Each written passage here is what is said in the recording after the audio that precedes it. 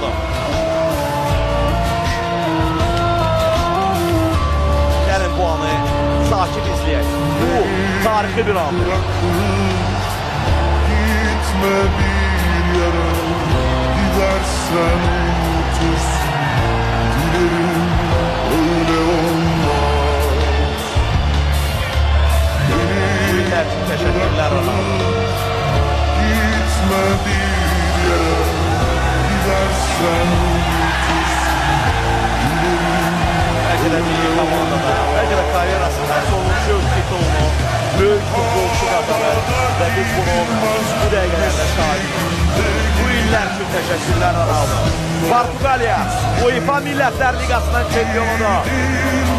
Bravissimo, bravo. İradələrini ortaya koydular. Sona kadar dövüştüler ve galip geldiler. UEFA Millətlər Liqasının 2 qat galibi Portugalya millisi.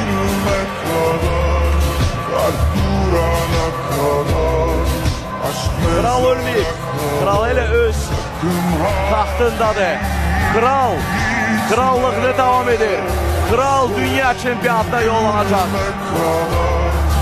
Ve dünya çempiyatında da son oyununu, son dövüşünü geçirecek.